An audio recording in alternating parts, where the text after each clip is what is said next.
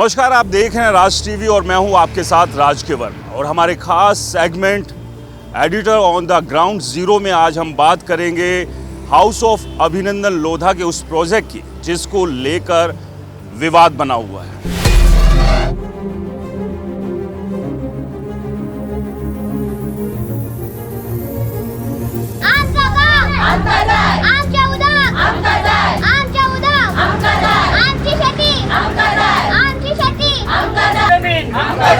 आमची जमीन हमारा जंगल हमको चाहिए।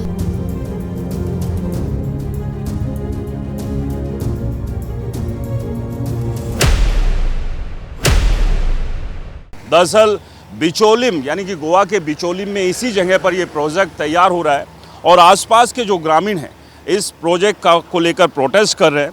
उनके अपने तर्क है इसको लेकर कि अगर ये प्रोजेक्ट यहाँ पर आएगा तो बहुत सारी दिक्कत आसपास के एरिया को होगी। इसके अलावा भी और क्या कुछ है जिसको लेकर जो लोग प्रोटेस्ट कर रहे हैं वो ग्राउंड पर बैठे हुए हैं। क्या ऐसे कानूनी पेच हैं जिसका जिक्र किया जा रहा है। तमाम इन पहलुओं को आज हम खंगालने की कोशिश करेंगे अपनी इस ग्राउंड ज़ीरो रिपोर्ट में कि ये जो डेवलपमेंट आ रहा है ये इस इलाके के विकास के लिए बेहतर है या फिर जो प्रदर्शन करने वाले लोग कह रहे हैं कि ये विनाश है।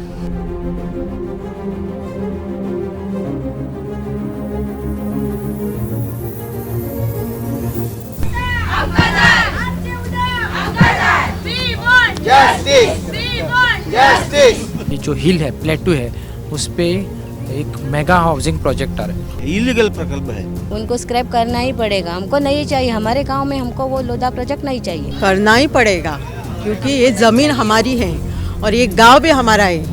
वो आ जाने वाले लोग हमारे नहीं हैं और दिल्ली वाले भी हमारे नहीं हैं। हाउस ऑफ अभिनंदन लोधा के प्रोजेक्ट को लेकर जो प्रोटेस्ट चल रहा है और बहुत सारे आरोप भी इस प्रोजेक्ट को लेकर लग रहे हैं। इस सब के बीच हमारे साथ विश्वास राव राणे हैं, उनसे बात कर लेते हैं। उनके अपने कुछ दावे हैं। क्या कुछ दावे हैं जो ये पूरा प्रोजेक्ट आ रहा है? आपका कहना है कि ये ज़मीन में इसमें आपका भी एक हिस्सा है, किस तरह से? प्रॉपर 50% हिस्सा है। ये ज़मीन ये एंसेस्ट्रल प्रॉपर्टी है।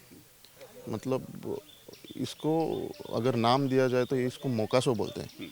मोकासो अभी गोवा में बहुत है। मतलब इसमें से ये एक हिस्सा है जो कारापुर में है और एक हिस्सा है जो सत्तरी में है। सो क्या हुआ था, ये जो फैमिली है हम लोग का, उसमें जो बड़ा भाई था वो बड़ा भाई केरी में गया था। केरी किधर? सत्तरी में।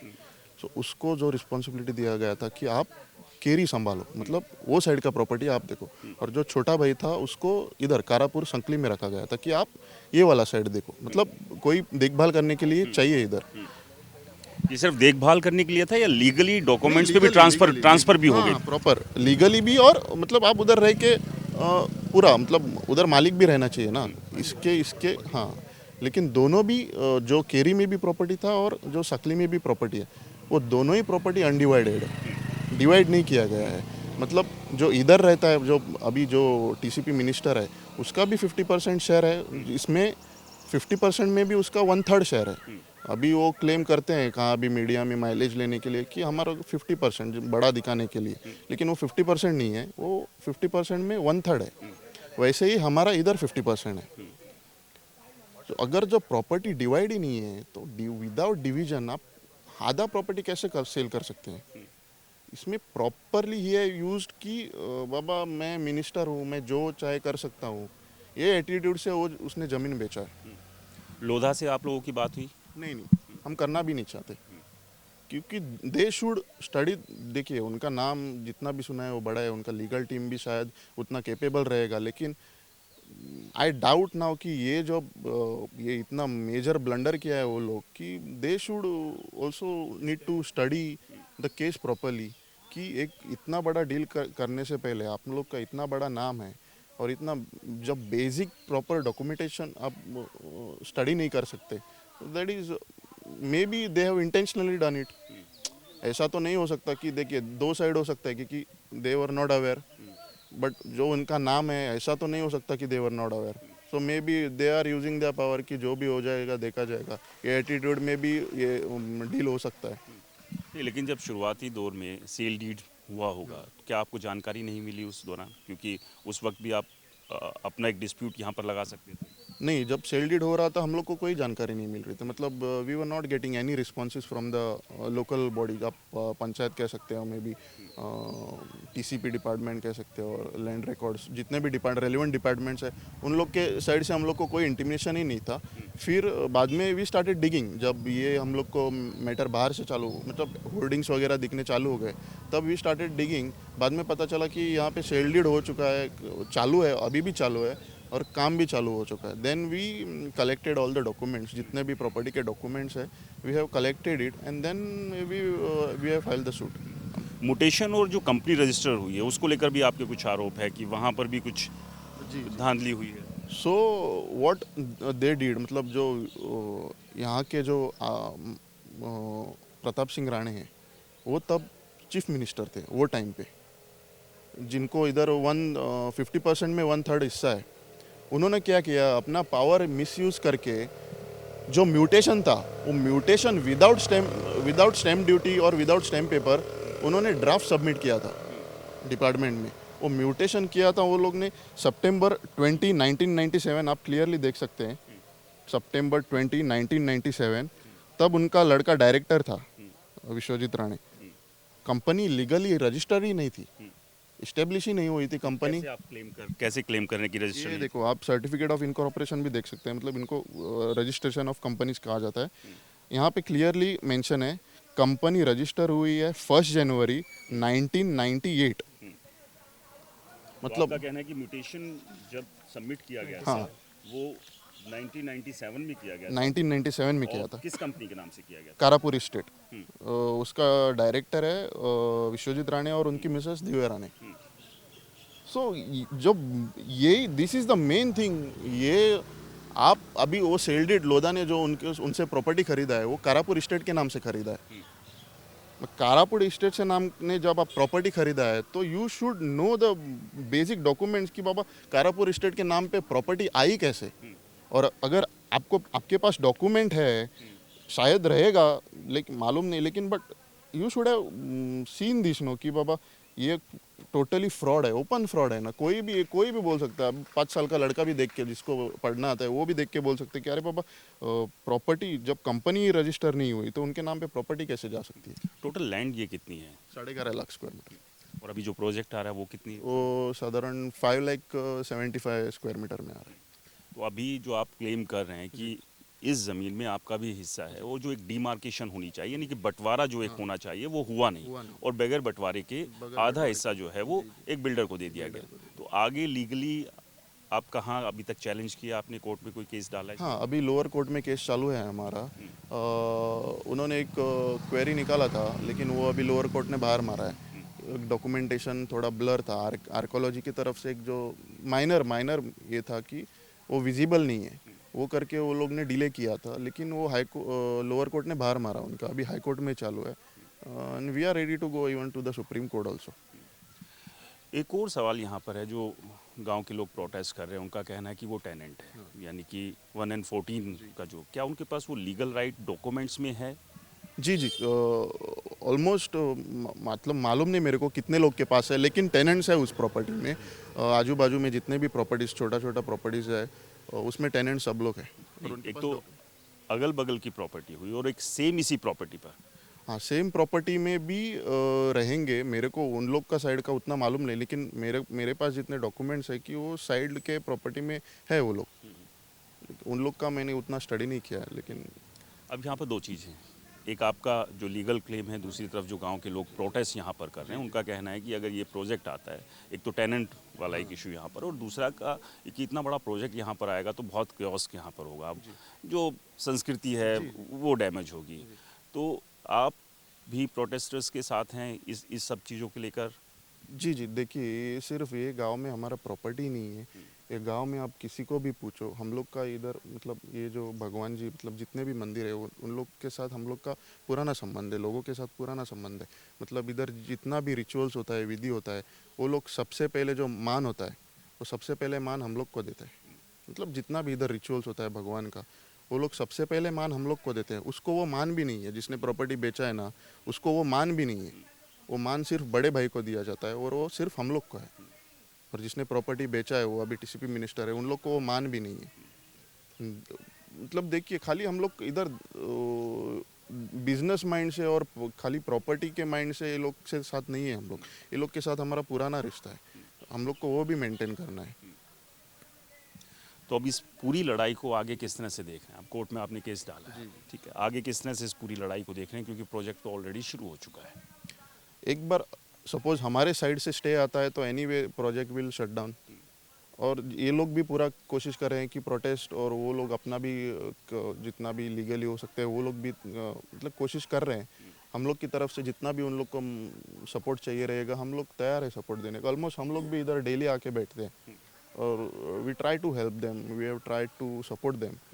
अभी आपने जो 2 डॉक्यूमेंट्स दिखाए ये थे कि जहां आप क्लेम कर रहे हैं कि जो कंपनी रजिस्टर हुई और जो म्यूटेशन हुआ था उसमें 1 साल का अंतर है, लेकिन जो प्रॉपर्टी क्योंकि ऊपर से ये चली आ रही है पूर्वजों से आपके, तो वो जो डॉक्यूमेंट्स हैं उसमें कहाँ कहाँ पर वो है? देखिए, वो that is a huge bundle, I can show you. वो पूरा बहुत बड़ा बंडल है। जो क्लेम आप कर रहे हैं जी। कि इस प्रॉपर्टी में आपके भी राइट, हाँ, किस आधार पर कर रहे हैं? पूरा आप डॉक्यूमेंटेशन देख सकते हैं इधर। These are almost 2900 pages.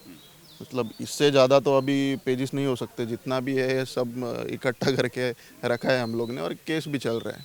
और है भी, इसलिए उसने आधा क्यों ही बेचा है, वो बेचने के लिए पूरा भी बेच सकता था।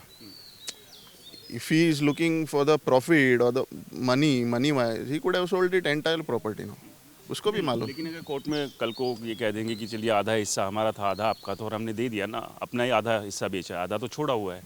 We are not ready to accept the court's decision. If वो ये हिसाब से डिसीजन देते हैं कि आधा बेचा है और आधा जो रखा है आप ले लीजिए, ऐसा तो कोर्ट नहीं डिसीजन दे सकता ना, क्योंकि प्रॉपर्टी डिवाइड ही नहीं है। फिर कानून का क्या फ़ायदा।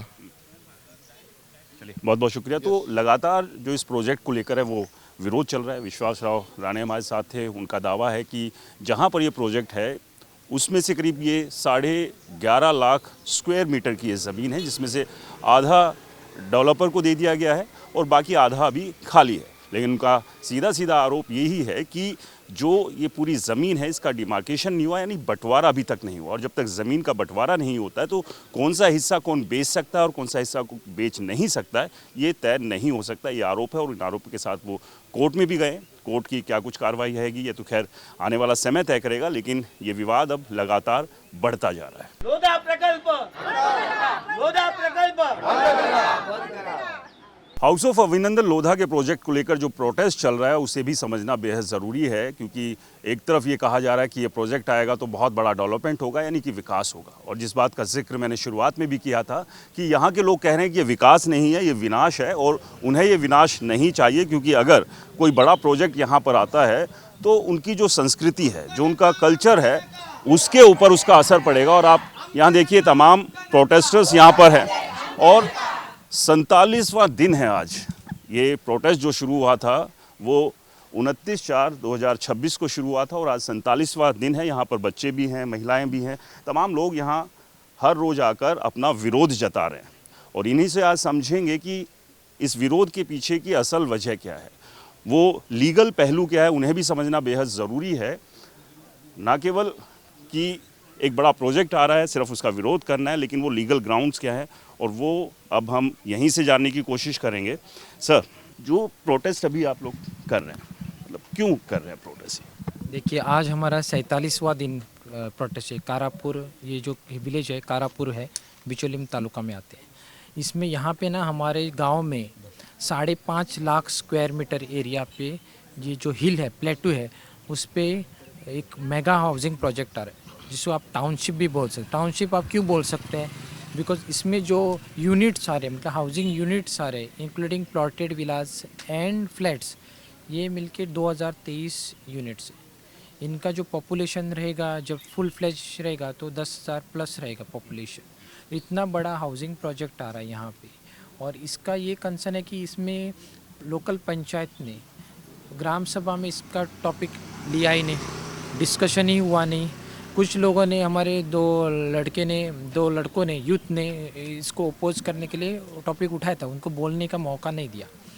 प्लस ये जो हाउसिंग प्रोजेक्ट है इसमें आप मैंने अभी जैसे बताया 2023 यूनिट्स आ रहे, इसके अलावा 2.5 एकड़ पे एक आर्टिफिशियल बीच बना रहे हैं। गोवा में कितने सारे कोस्टल बीच है, कोस्टल बेल्ट है हमारा, और माउंटेन पे आप हिल पे आके आप बीच बना रहे हैं, मतलब देखिए उनका मार्वल क्या है। प्लस इसके अलावा स्विमिंग पूल्स आ रहे हैं, प्लस 299 फ्लैट्स, प्लस इसके अलावा 5 स्टार होटल भी उनके प्रोजेक्ट में है। तो इतना बड़ा प्रोजेक्ट है, उसका रिक्वायरमेंट देखिए। लेकिन सरकार कहती है और तमाम ये लोग कहते हैं कि अगर डेवलपमेंट होगा तो आसपास के लोगों को भी उसका फ़ायदा होगा, नौकरी मिलेगी, रोज़गार मिलेंगे, और बाकी डेवलपमेंट दाएं बाएं का जो है इकोसिस्टम उसके साथ भी डेवलप होगा। देखिए गोवा में आप प्रेजेंटली देखिए, आप डेवलपमेंट का बात करें ना, डेवलपमेंट होना चाहिए लेकिन डिस्ट्रक्शन के साथ नहीं होना चाहिए। Goa is a sensitive area है, मतलब इको सेंसिटिव एरिया है, ये वेस्टर्न घाट के नज़दीक है सारा हमारा चीज़। और इसमें आप यदि हिल पे आप घर बना रहे हैं, टाउनशिप बना रहे हैं, हिल का इम्पोर्टेंस क्या है साइंटिफिकली आप देखेंगे, उसको वाटर रिचार्ज सिस्टम उसका रहता है, ये मेन इम्पोर्टेंट। दूसरा वो जंगल एरिया है, मैंने बहुत सारे पेड़ वहाँ पे थे, उन्होंने वो पूरे डिस्ट्रॉय कर दिए। वहाँ पे अभी भी लेपर्ड मिलते हैं, हमें जाके मिलेंगे, लेक है वहाँ पे, नेचुरल लेक, तो लेपर्ड है, बाइसन भी है यहाँ पे, बहुत सारे वाइल्ड एनिमल्स हैं यहाँ वहाँ पे। तो आप यदि डेवलपमेंट कर रहे हैं तो आप ऐसी इको सेंसिटिव एरिया को डिस्ट्रॉय मत करिए। जो आप जॉब्स की बात कर रहे हैं ना, जॉब्स क्या रहेंगे इसमें, आप टाउनशिप में आपको कौन लोकल को क्या जॉब मिलेगा, एक सिक्योरिटी का, हाउसमेड का जॉब मिलेगा। ये जॉब आप देना चाहते हैं इनको, वो भी डिस्ट्रॉय करके गोवा का। आप गोवा का प्रेजेंटली कोस्टल बेल्ट का डिस्ट्रक्शन देख लीजिए कितना हो रहा है, और हर गांव में आप आके अभी कंक्रीट का जंगल बनाना चाहते हैं, ये हमें नहीं चाहिए। बिकॉज हमने दिल्ली सिटी देखी है, मुंबई में देखा है, बहुत बार बेंगलोर में देखा है कि उन्होंने किस तरह से जो डेवलपमेंट के नाम पे डिस्ट्रक्शन किया है ना एनवायरनमेंट का, ये गोवा में नहीं चाहिए। Because Goa is very small state. Legal ground पर अगर बात करें, वो क्या ग्राउंड है? ठीक है, ये जाहिर सी बात है कि अगर एक बहुत बड़ा डेवलपमेंट आएगा, और जो एक जिक्र भी किया है कि दिल्ली एनसीआर की बात कर ले, वहाँ के जो शहरों की हालत क्या हो गई, मतलब वहाँ जहाँ पहले हरियाली होती थी अब जंगल तो हैं लेकिन कंक्रीट के जंगल है, और वहाँ कैसे सांस ली जाती है हम लोग तो खैर अनुभव किया है, एक्सपीरियंस किया है, और जाहिर सी बात है गोवा की ब्यूटी की वजह से ही गोवा को लोग पसंद करते हैं। लेकिन लीगल ग्राउंड क्या है इस प्रोजेक्ट का विरोध करने का? क्योंकि जिसकी ज़मीन थी उसने बेच दी, जो परमिशंस थी वो ले ली गई है। अब वो ये कह रहे हैं कि भाई हमने तो सारी फॉर्मेलिटीज़ पूरी की है ना, हमने तो पैसा लगा दिया है ना, हमें राइट्स हैं यहाँ बनाने का। तो आप जो प्रोटेस्ट कर रहे हैं वहाँ लीगल ग्राउंड्स क्या हैं उसके? पैसा लगा दिया मतलब ऐसा नहीं है कि ये जो प्रकल्प है ये लीगल है, इलीगल प्रकल्प है। कैसे? कौन सा भी प्रकल्प जब हम लाते हैं तो वहाँ की ज़मीन है, तो ज़मीन के जो वहाँ के अधिकारी है, लोग हैं, उनकी एनओसी चाहिए। उनकी एनओसी है क्या? अभी ये लोग कहते हैं कि राणे की ज़मीन है, लेकिन उसका तो दावा और कौन कर रहा है कि ये ज़मीन मेरी है। तो सरकार ने ये इसको देखना चाहिए। नहीं, लेकिन जो डिस्प्यूट है, मान लिया कि वो दो फैमिलीज़ के बीच का डिस्प्यूट होगा, जो मेरा एक पॉइंट था कि जो विलेजर्स, जो दोनों गांव के विलेजर्स जो प्रोटेस्ट कर रहे हैं, कि एक दावा ये भी किया जा रहा है कि टेनेंट है यहाँ पर 114 का जो है, तो क्या ऑन डॉक्यूमेंट्स वो चीज़ें हैं? जो आप बोल रहे हैं जो टेनेंट का है, उनका डॉक्यूमेंटेशन अभी बन रहा है पूरा, उनके पास पेपर भी है। ऑलमोस्ट 77 टेनेंट हैं उसमें, जो उन्होंने उनको पूछा भी नहीं, कुछ भी नहीं, डायरेक्टली बेच दिया ज़मीन। और उनको आप टेक्निकल बोले क्लियरेंस, ये प्रोजेक्ट के लिए इसी क्लियरेंस नहीं है, एनवायरमेंटल क्लियरेंस इनके पास नहीं है। इतना बड़ा जो प्रोजेक्ट बना रहे हैं उनके पास एनवायरमेंटल क्लियरेंस सर्टिफिकेट नहीं है। अभी जो इन्होंने अभी कंपाउंड वॉल डाला है 148 सर्वे नंबर 148/0 एंड 176/1, जो 176/1 है नहीं, वो प्रॉपर्टी का उन्होंने कंपाउंड अप्रूवल लाइसेंस नहीं है उनके पास, जो परमिशन नहीं है उनके पास कंपाउंड वॉल का। हमने थ्रू आरटीआई मांग के 3 बार आरटीआई मांगा है, एक बार भी हमको उनकी फ़ाइल नहीं मिली। ऊपर से हमने ये अपना कलेक्टर, डेप्यूटी कलेक्टर के पास भी उन्होंने भी फाइल चेक करी, उसमें उनका पेपर नहीं है। कम देखिए या क्या चल रहा है, जो क्लियरेंस इनके पास नहीं है फिर भी प्रोजेक्ट बन रहा है। इससे आप समझ सकते हैं कि कितना लीगल है और इलीगल है। और जो ये पंचायत ये बोल रहे हैं अपना लीगल है, प्रोजेक्ट लीगल है बोल रहे हैं, नहीं, मैं उनको डायरेक्टर आया था नयन बेड़ा, उन्होंने एक ही बोला, एक ही उनको पूछा मैंने प्रश्न, उन्होंने पूछा था आपका क्या प्रॉब्लम है, उनको मैंने एक ही बोला था जो हमारा जो ग्राम सभा में रेजोल्यूशन लिया था इस प्रोजेक्ट में, एक मत से था प्रोजेक्ट के लिए हुआ था, फिर से फोर्थ-नाइट मीटिंग में भी हुआ था कि ये हमको प्रोजेक्ट नहीं चाहिए, इनके जो शोकस निकाल के उनके सब लाइसेंस रिवोक किए जाए, ये हमने मांगा था। वो सब एक मत से सब पंचों ने हामी भरी थी पूरा एक ही साथ। और उधर से ही जो पंचायत हमारा है, जो हमने रेजोल्यूशन निकाला था, वो अभी भी 22 दिन हो गए, अभी भी टेबल पे पड़ा है, सरपंच के टेबल पे पड़ा है। हमने उनको एक ही बात बोला, ये जो बोल रहे लीगल है नहीं, हम उनको एक ही बोलना चाहते हैं, ये लीगल है नहीं तो जो हमारा वो लेटर पड़ा है नहीं, वो साइन मार के भेजिए ऊपर। वो बोले आप हम कोर्ट में लड़ेंगे बोल रहे हैं।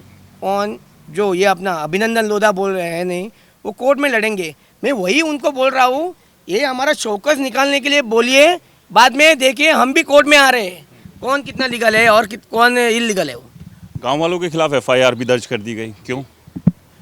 जी, वो जो एफआईआर जो 11 लोगों के पास और इंक्लूडिंग विलेजर्स करके है ना, तो उन पर अभी कुछ मतलब हमारे लोगों के पास तो कोई नोटिस आया नहीं है, पर मुझे लगता है वो कुछ उनका मतलब कोई ये नहीं है, मतलब चलेगा। प्रेशर बनाने की कोशिश? प्रेशर बनाने के मतलब हमने हमारा एक ही हम पंचायत में सब लोग गए थे और हमारे जो डेप्यूटी जो सरपंच है बीबी आयशा मागोड़, उन्हें हमने एक ही रिक्वेस्ट की कि आप एक तो काम करिए कि ये जो शोकॉज नोटिस है और स्टॉप वर्क ऑर्डर है उस पर आप सही कर दीजिए, और नहीं तो आप रिज़ाइन कर दीजिए। तो उन्होंने बोला कि मैं शोकॉज नोटिस पे सही नहीं करूँगी, मैं रिज़ाइन करूँगी, और उन्होंने रिज़ाइन किया, पर वो जो पेपर है वो उन्होंने बीडीओ तक सबमिट नहीं किया, और उसके ऊपर जो कलेक्टर है और उन्होंने जो है मतलब वो बीबी आयशा मागोड़ वो पुलिस के पास गए कि ये गवर्नमेंट ऑफिस में उन्होंने सब ऐसा मोर्चा निकाला है और लोगों के साथ घेरा लगाया है, तो उन्होंने वो एफआईआर दर्ज किया है, पर लोगों के वो 11 लोग जो है और जो विलेजर्स है उन्हें अभी तक नोटिस इशू ही नहीं हुआ है, अभी आया ही नहीं, तो मुझे लगता है वो एफआईआर की कोई गुंजाइश नहीं है। जो उन्होंने खूब तभी जो पंचायत में पुलिस भी थी और मीडिया भी थी सारी, उनके सामने ही सब ये हुआ है, जो हमने कुछ मिसबिहेव किया ही नहीं तो एफआईआर लॉन्च कभी तो डराने की कोशिश? खाली डराने की कोशिश की है। और जो इन्होंने बीबी आयशा मागोड़े ने उन्होंने खुद कन्फेस किया था, मुझे ये नहीं चाहिए, मुझे नहीं हो रहा है, मैं रिज़ाइन खुद ही दे रही, मेरे ऊपर कौन सा भी प्रेशर नहीं है। जब इन्होंने डेप्यूटी से रिज़ाइन ही नहीं दिया, वो एफआईआर करने क्यों गई? चलिए, कुछ महिलाएं भी हैं, उनसे भी बात करना बेहद ज़रूरी है, क्योंकि ऐसा नहीं है महिलाएं सिर्फ घर चलाती हैं, जब ज़रूरत पड़ती है तो मोर्चा भी संभालती हैं वो। आप लोग यहाँ लगातार बैठे हुए हैं, प्रोटेस्ट चल रहा है, घर की व्यवस्था कैसे चल रही है इस सब के पीछे? सुबह 5 बजे 4:30-5 बजे उठ के सब करके इधर आते हैं। अभी हमारा जो है वो जॉइंट फैमिली है, जॉइंट फैमिली में अभी हमारे ननंद भी है, उनके वो भी आए, हम उनके बच्चे भी आए, उन सब का काम करके हम लोग इधर आते हैं। मेरे घर में तो ऐसे है, बाकी के सब घर में तो वैसे भी चल रहा है, क्योंकि अभी जो छुट्टी के दिन है, बच्चों को किधर लेके भी नहीं गए छुट्टी के दिन में, वो अभी घर पे है, तो सब वो एडजस्ट करके हम लोग इधर आते हैं। कोई सरकार की तरफ से या विधायक जो हैं, कौन है आपके विधायक, मिलने आए? क्योंकि 47 दिन हो गए प्रोटेस्ट करते। हमारे विधायक कोई भी मिलने को नहीं आया। मैं पंच मेंबर हूँ, हमारी पंचायत बड़ी है, 11 वार्ड मेंबर हैं हमारे पंचायत में। हमारी पंचायत जो है वो बड़ी पंचायत है, लेकिन हम लोग इधर 47 डेज हो गए इधर बैठे हैं, लेकिन हमको कोई भी मिलने को नहीं आया। बीजेपी पार्टी के कोई भी एक मेंबर। कौन है विधायक आपके इधर विधानसभा? हाँ, हमारे यहाँ आमदार हैं, वो प्रेमेंद्र सेठ हैं, मई मतदार संघ के, वो भी मिलने को नहीं आए हम लोगों को, कोई भी नहीं आया। अब ये कब तक चलता रहेगा? आप 47 दिन तो हो गए, कितने दिन और इंतजार करेंगे? जब तक हम लोगों को न्याय नहीं मिलेगा ना, तब तक हम लोग इधर ही बैठे रहेंगे। हम लोगों को ये प्रोजेक्ट हमारे गांव में नहीं चाहिए। ये अभी इतना लोग इधर पे बैठा है, उन सबका एक ही मांग है कि हम लोगों को ये प्रोजेक्ट ही नहीं चाहिए हमारे गांव में ऐसे गांव में प्रोजेक्ट नहीं लाना चाहिए। आप प्रोटेस्ट कर रहे हैं, पूरा इतने समय से सारी चीज़ें देखी है, क्यों कर रहे हैं प्रोटेस्ट? क्या दिक्कत आपको लग रही है इस प्रोजेक्ट से? आम्ही हांगा बसले, आमकां गांवांक लागून, दोंगराक लागून।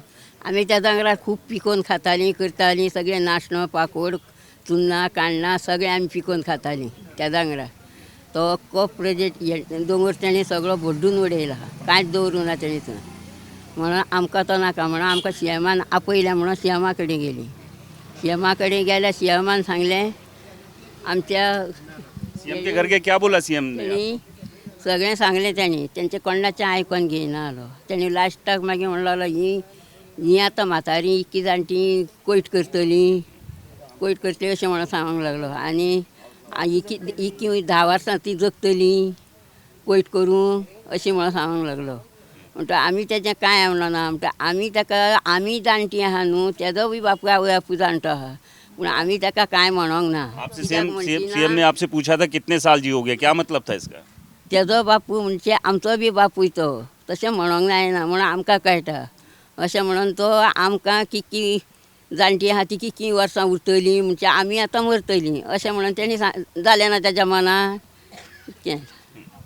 अच्छा एक चीज़ और बताइए आप लोग, मैंने इससे पहले भी कई प्रोटेस्ट देखे, चिंबल का भी हमने देखा, सेंट आंद्रे में 39A को लेकर भी खूब बवाल हुआ था।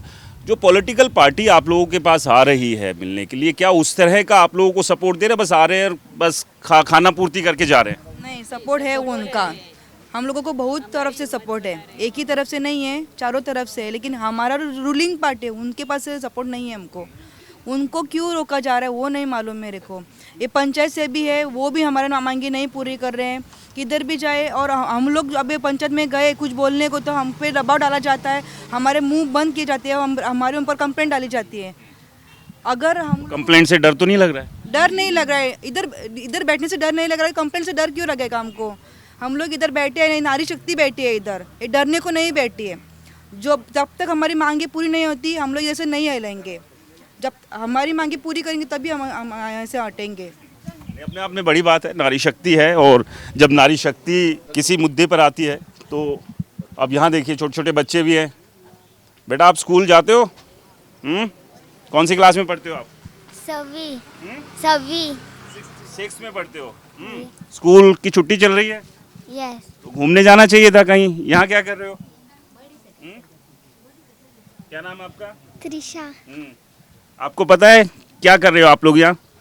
हम बैठे हैं यहाँ। बैठे हो, नहीं चाहिए आपको? नहीं चाहिए? ये प्रोजेक्ट आएगा तो बड़ी बड़ी बिल्डिंग होगी, देखने में अच्छी लगेगी, ऐसा कहते हैं लोग।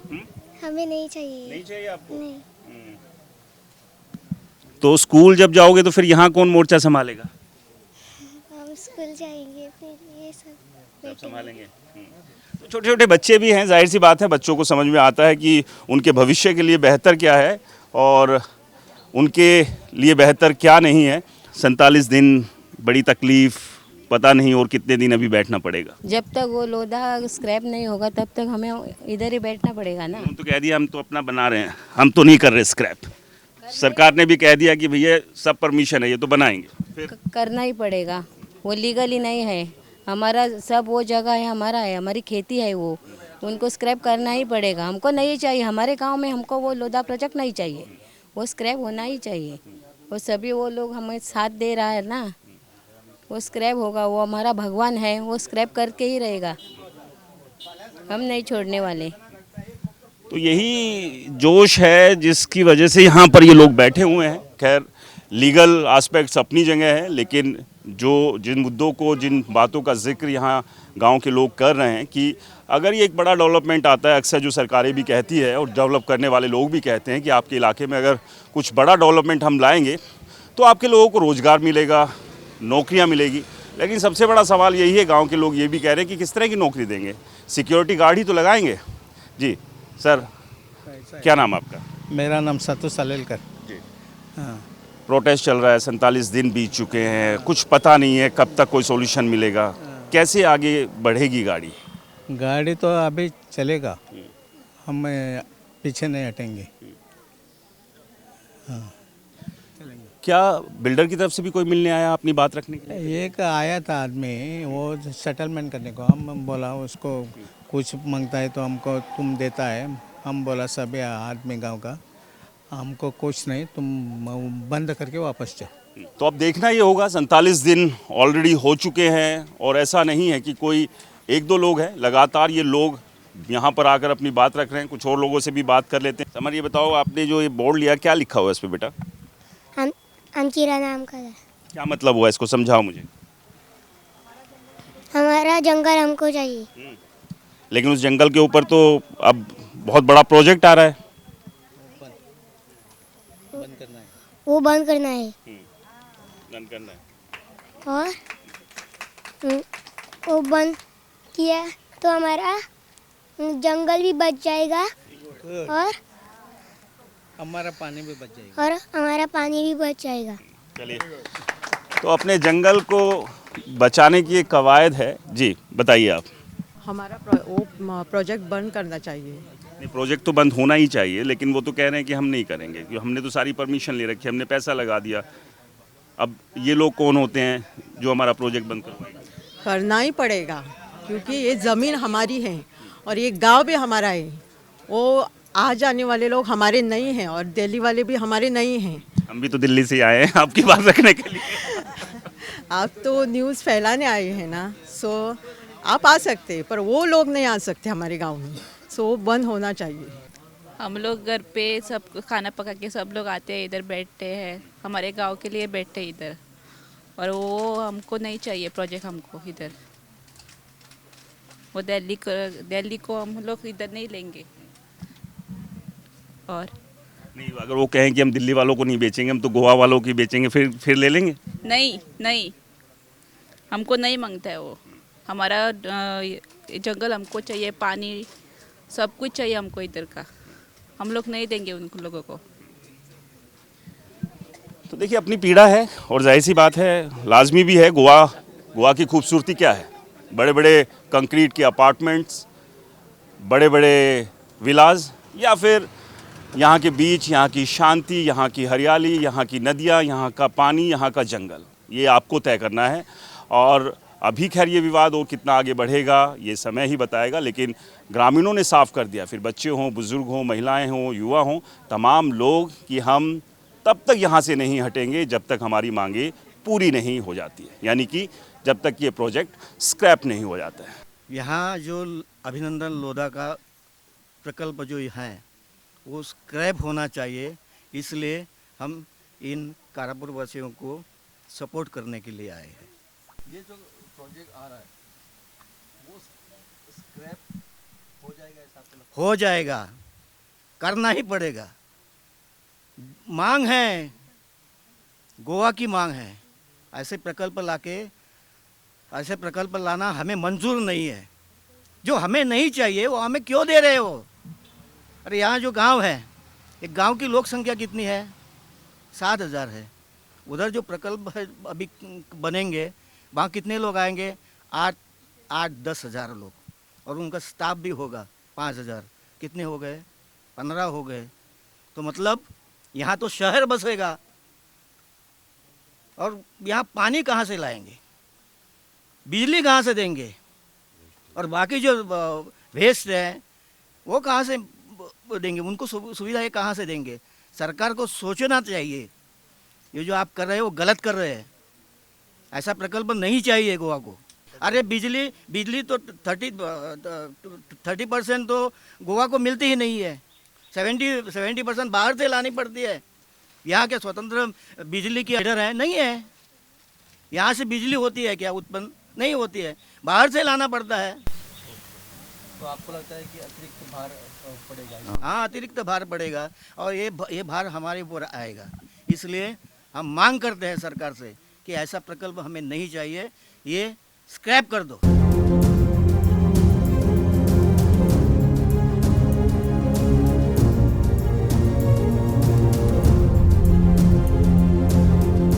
हमारे साथ हाउस ऑफ अभिनंदन लोधा के गोवा रिप्रेजेंटेटिव हैं सतगुरु धूमे साहब, उनसे बात करते हैं। धूमे साहब, गांव के लोग लगातार प्रोटेस्ट कर रहे हैं। आज 47वां दिन है। उनका कहना है कि जो ये प्रोजेक्ट आ रहा है, ये प्रोजेक्ट नहीं आना चाहिए और ये इलीगल प्रोजेक्ट है। हाँ, मैं सतगुरु धूमे बोल रहा हूँ, रिप्रेजेंटेटिव हाउस ऑफ अभिनंदन लोधा। एक्चुअली क्या है कि 2024 में ये प्रॉपर्टी कंपनी ने लिया था मार्च में, और प्रॉपर सेल डेट करके और इसका सनद बना के भी प्रॉपर्टी लिया है। और उसके बाद हमने वो जो प्रॉपर जो सब डिवीज़न प्लॉट का जो प्रपोजल टीसीपी में डाल के उस प्रॉपर अप्रूवल लेके उसका लाइसेंस लेके हमने काम चालू किया है। तो अभी हमारा तो प्रॉपर अप्रूवल्स है, पीडब्ल्यूडी का है, पानी का अप्रूवल है हमारे पास, इलेक्ट्रिसिटी अप्रूवल हमारे पास है, टीसीपी का है, पंचायत का है, तो प्रॉपर अप्रूवल हमारे पास है। और प्रॉपर अप्रूवल फॉलो उसका बाइंडिंग जो ये है रूल है वो फॉलो करके हम हमारा काम उधर चालू था। तो सडनली अभी 2 बरस के बाद अभी सडनली लोग एजिटेशन कर रहे हैं कि आपका प्रोजेक्ट स्क्रैप हो जाओ ऐसे, तो ऐसा कुछ तो उसमें नहीं है। तो हमारा मानना है कि हमारा फॉल्ट क्या है ऐसा तो हमको कुछ नहीं लग रहा है उसमें, और हमारा प्रॉपर डॉक्यूमेंट के साथ और प्रॉपर रूल्स फॉलो करके हमारा काम उधर चालू है। गांव के लोगों का कहना है कि जो पंचायत के साथ कुछ मिली भगत की गई थी, जो परमिशन ली गई है उसको लेकर। नहीं वैसा कुछ नहीं। जब टीसीपी से जब पहले हम फाइल जो प्रपोज करते हैं तो वो टाउन एंड कंट्री प्लानिंग बिचौली में हम प्रपोजल देते हैं कि हमारा ये प्लॉटेड डेवलपमेंट का, तो वो प्रपोजल हमने पहले दिया था। तो उधर बाद में वो विज़िट करके साइट विज़िट करके उसका क्राइटेरिया देख के वो हमको अप्रूवल देते हैं, और that is provisional sub division of land. तो वो अप्रूवल हमको देने के बाद में हम फाइल पंचायत में डालते हैं। और town and country planning is a technical body, competent authority, वो सब स्क्रूटनिंग करके ही वो अप्रूवल देते हैं। तो बाद में जब टीसीपी से पंचायत में आता है तो पंचायत को देना ही पड़ता है अप्रूवल, क्योंकि वो अथॉरिटी कौन है, कॉम्पिटेंट अथॉरिटी है town and country planning.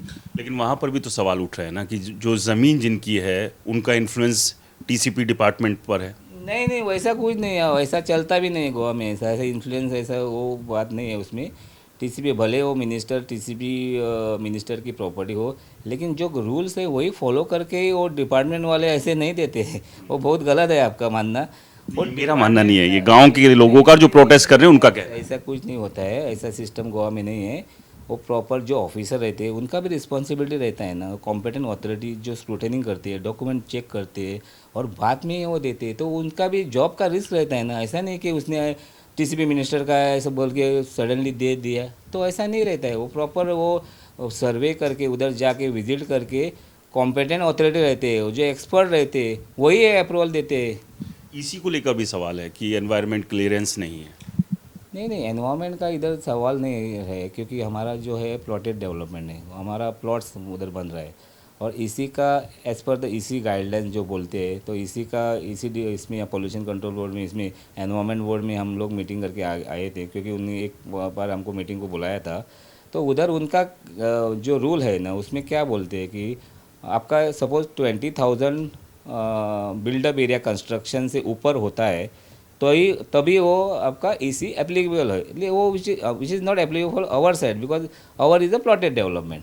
So direct उधर हम whatever clarification we already given to them and they are also convinced with that clarification. लेकिन जब प्लॉट बेचे जाएंगे तो वहाँ कंस्ट्रक्शन तो आज नहीं तो कल होगी ही होगी। नहीं सर, पर उसमें क्या है ना, वो इंडिविजुअल है। अभी क्या है, एक that is is not applicable for individual housing concept, it is applicable for एक सर्टन वो प्रोजेक्ट। अभी उधर फ्लैट हो रहा है, सपोज बिल्डिंग आ रहा है, तो बिल्डिंग सपोज आ रहा है और बिल्डिंग का construction buildup construction suppose 20,000 square metre से ऊपर है, तभी वो एप्लीकेबल है। वो हमको भी मालूम है और जो एनवायरनमेंट वाले को भी मालूम है, और हमने ऑलरेडी वो डाउट उनका क्लियर कर दिया है। लेकिन प्रोजेक्ट तो एक ही चंक में बेचा जा रहा है ना, मतलब सवाल वही है कि ईसी की ज़रूरत क्यों है, ताकि एनवायरनमेंट प्रभावित ना हो। और अगर ठीक है जो डेवलपर आ रहा है वो प्लॉट दे रहा है, लेकिन जो इंडिविजुअल भी आकर वहाँ फ्लैट्स बनाएंगे या विला वहाँ पर बनाएंगे, कंस्ट्रक्शन तो आएंगे और एनवायरनमेंट पर उसका असर तो पड़ेगा। नहीं उसके लिए लेकिन बहुत टाइम हो जाएगा। वो एक 1700 प्लॉट्स है, तो ये अभी जो प्लॉट्स लिया है, गोवा में से भी 10% लोगों ने प्लॉट लिया, और बाहर से भी, मुंबई से, दिल्ली से, सब जगह से, नॉट ओनली दिल्ली। लोग दिल्ली बोलते थे, दिल्ली से नहीं, मुंबई से भी है, बेंगलोर से भी है, गुजरात से भी है, सब जगह से लोगों ने प्लॉट, दुबई से भी लोगों ने लिया है। तो सब जगह लोगों ने प्लॉट लिया है, और उनका एक्चुअली प्योरली इन्वेस्टमेंट प्रपोजल ऐसा लेके, सो ROI ऑन इन्वेस्टमेंट ऐसा उनके माइंड में सेट करके वो लिया है। तो वो जो कंस्ट्रक्शन जो आएगा वो स्लोली आएगा। ऐसा नहीं कि ऑल ऑफ सडन 1700 लोग उधर घर बांधने कंस्ट्रक्शन करेंगे, ऐसा नहीं है। It will come slowly, it will take time. I think it will take more than 10 years for this to happen. So one by one ऐसा कंस्ट्रक्शन होगा। और उसके लिए मेरे को तो मालूम नहीं कि उसके लिए ऐसा कुछ इसी का कायदे में ऐसा कुछ है, तो वन बाय वन हो जाएगा, ऐसा नहीं। और उसके लिए 10 साल तक जाएगा मेरे से, 5 से 10 साल उसके लिए time will take. And all of suddenly वो नहीं होगा। वो मतलब 10 साल के लिए ब्रीदिंग है, 10 साल बाद क्या होगा वो खैर भविष्य जाने। और तो थोड़ों का क्या रहेगा उसमें, वो एक्चुअली फाइनली उनका सेकंड होम जैसा भी लोगों का है। ऐसा नहीं कि फुल इधर ही वो उधर से गोवा में आके उधर हाउस ऑफ अभिनव उधर प्रोजेक्ट में नहीं रहेंगे, वो सेकंड होम रहेगा। कभी वो सैटरडे आएंगे जाएंगे, ऐसा चालू रहेगा। तो ऐसा फुल स्विंग होने के लिए उसको बहुत टाइम जाएगा, वो तो मेरा मानना है।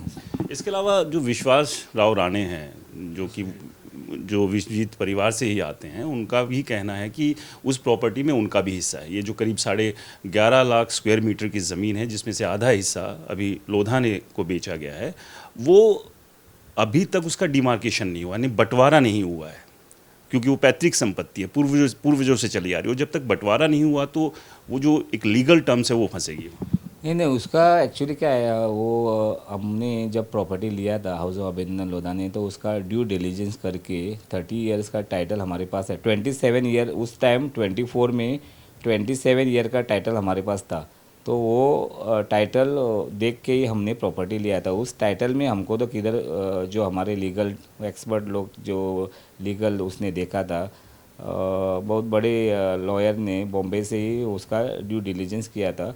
तो उसमें किधर भी हमको ये जो आप बोल रहे हो वो मिला नहीं, वो मेंशन नहीं, हमको तो मिला नहीं उधर। और उस बेस पे हमने ड्यू डिलीजेंस करके हमने इतना प्रॉपर्टी में बड़ा इन्वेस्टमेंट किया है। तो ऐसा, और वो भी अभी सब जुडिस है ना, तो ऐसा कुछ हमको तो नहीं लग रहा है कि ऐसा कुछ है। लेकिन है भी तो वो सब जुडिस है, कोर्ट डिसाइड करेगा ना ऐसा कुछ है तो।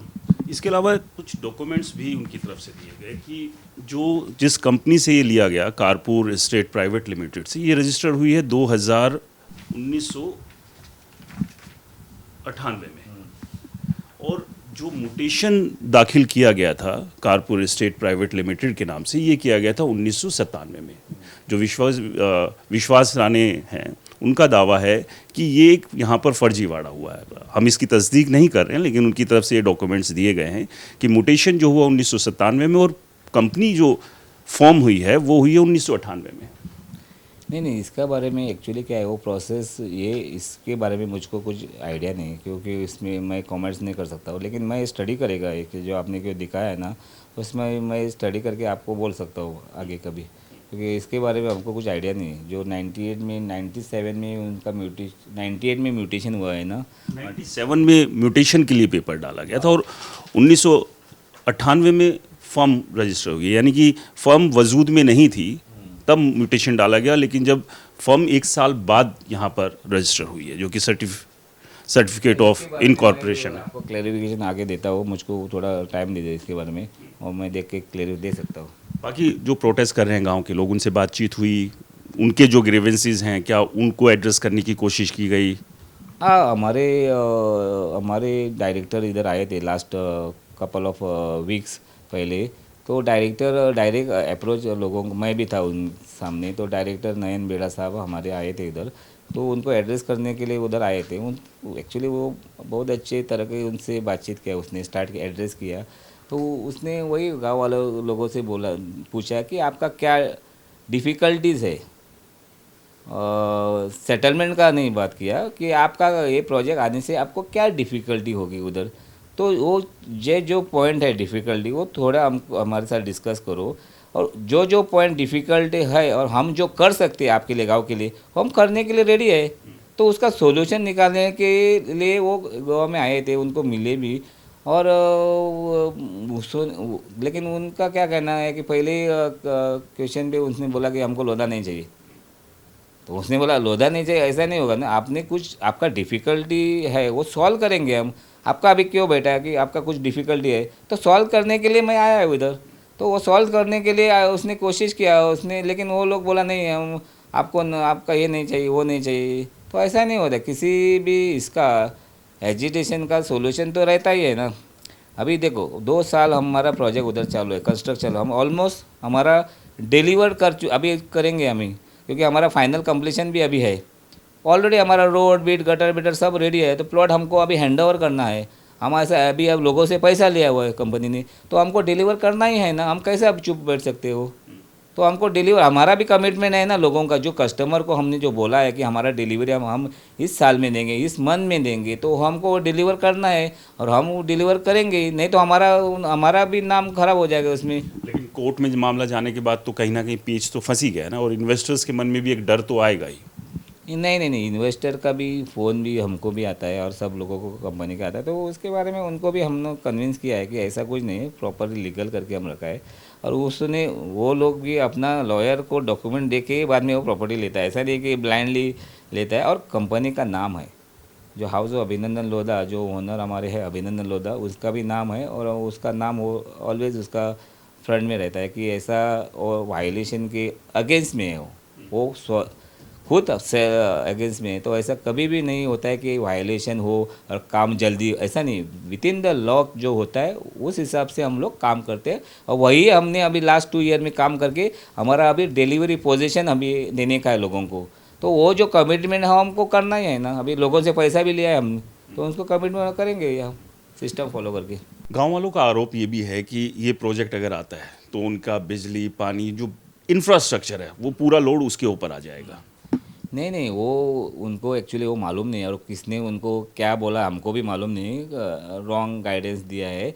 हमारा लाइट के लिए जो लाइट हमारा जो प्रोजेक्ट में आएगा, तो हम इसके लिए हमने ऑलरेडी 13 MVA का लोड के लिए फाइल ऑलरेडी इलेक्ट्रिक डिपार्टमेंट दिया हुआ है, और वो हम सेपरेट अमोना प्लांट से सब स्टेशन डाल के, और हमारे प्रोजेक्ट में एक सब स्टेशन रहेगा, तो सेपरेट लाइन हम उधर से ले रहे हैं। हमारा केबलिंग का खर्चा सब हम बेयर कर रहे हैं, कंपनी बेयर कर रहे हैं, तो हमारा इलेक्ट्रिसिटी का सेपरेट लाइन रहेगा।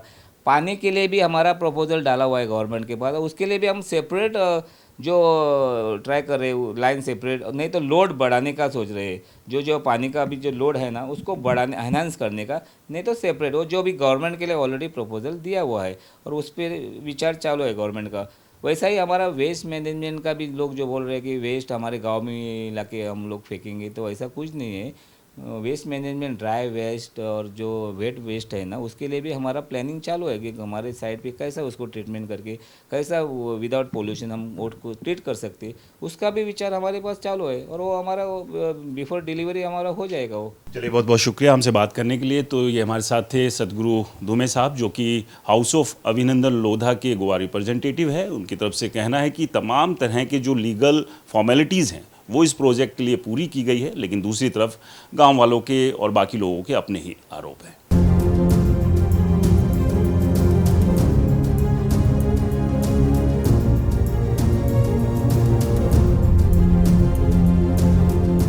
तो आज द हाउस ऑफ अभिनंदन लोधा की पूरी कहानी हमने आपको बताई, गांव वालों से लेकर तमाम और जो दूसरे लोग थे, और अभिनंदन लोधा की तरफ से जो रिप्रेजेंटेटिव है उन्होंने भी अपनी बात रखी। तो एडिटर्स ऑन ग्राउंड ज़ीरो में आज हमने डिटेल में समझने की कोशिश की है। मेरे साथ मेरे 2 सहयोगी भी हैं, उनसे भी समझते हैं कि आज का अनुभव उनका क्या रहा। सबसे पहले विनायक, आपने देखा है क्योंकि आप इसी एरिया में रहते हो, मतलब क्या लगता है ये कोई छोटा प्रोजेक्ट है या पूरा छोटा शहर बसाया जा रहा है? सर, हम इस प्रोजेक्ट को लेके शुरू से खबरें करते आ रहे हैं। जो लोग प्रोटेस्टर्स बैठे हैं वो जो कह रहे हैं कि यहाँ पे बहुत बड़ा शहर होने वाला है, बहुत सारे प्लॉट्स है, ये बात उतनी भी झूठी नहीं है, क्योंकि ये प्रोजेक्ट जब शुरू हुआ था तब शुरू में यहाँ पे कंपाउंड वॉल्स नहीं डालते, तब हमने अंदर जाके देखा था, तो सच में बहुत बड़ा एरिया है, बहुत सारे प्लॉट्स यहाँ पे बनते नज़र आएंगे। और जैसे कि हम देख रहे हैं कि ये जो 6 मीटर का कंक्रीट का रोड उन्होंने बनाया, इससे पता चलता है कि अंदर कितने बड़े तौर पे काम चल रहा है। नैनेश्वर, आपको क्या लगता है जो बताया जा रहा है और जो दिख रहा है, दोनों में कुछ फ़र्क है? और जो एक ईसी को लेकर भी सवाल आया, जो हमने बात की थी सदगुरु धूमे से, उन्होंने कहा कि सिर्फ प्लॉट हम यहाँ पर काट के बेच रहे हैं, लेकिन यहाँ तो होटल की भी बात हो रही है, टावर्स भी आएंगे, कंस्ट्रक्शंस तो होगा ही ना। ये सर बात कुछ बोली अलग जा रही है और दिखती अलग है। हम देख सकते हैं कि पीछे वो उनके आदमी हमारे अभी भी हैं, वो देख रहे हैं कि यहाँ कौन आके क्या कर रहा है। तो लगता है कि ये अगर ऐसा ही चलते रहा, मतलब प्रोजेक्ट कुछ और करना और करना कुछ अलग है। अगर आप ओपनली हैं तो ओपनली पब्लिक को यहाँ आके समझाओ प्रोजेक्ट क्या है, ये तो कर सकते हैं ना, लेकिन ये नहीं हो रहा है। इसकी साफ साफ ये क्लियर हो रहा है कि अंदर कुछ चल अलग रहा है और दिखाने के लिए कुछ अलग ही बनाया जा रहा है। यानी कि सवाल वही है जो गांव के लोग भी उठा रहे हैं कि एक बहुत बड़ा प्रोजेक्ट आ रहा है और जो ग्रीनरी है और इसके अलावा जो लीगल एस्पेक्ट्स को लेकर भी जो सवाल उठ रहे हैं। खैर कोर्ट में भी मामला है, अलग अलग जगह शिकायतें भी हुई हैं, क्या कुछ रहेगा वो तो खैर भविष्य तय करेगा। लेकिन ये थी पूरी इस द हाउस ऑफ अभिनंदन लोधा की कहानी, जहां हमने आपको एक एक पहलू के बारे में डिटेल में समझाने की कोशिश की है। अब इसको लेकर आप क्या सोचते हैं, अपनी राय ज़रूर बताइएगा। फिलहाल हमारी आज की ग्राउंड रिपोर्ट से इतना ही। मुझे राजके वर्मा और मेरे सहयोगी विनायक, नैनेश्वर और मुदित को मुझे दीजिए इजाज़त। अगले सेगमेंट में मिलेंगे एक और नई कहानी के साथ। नमस्कार।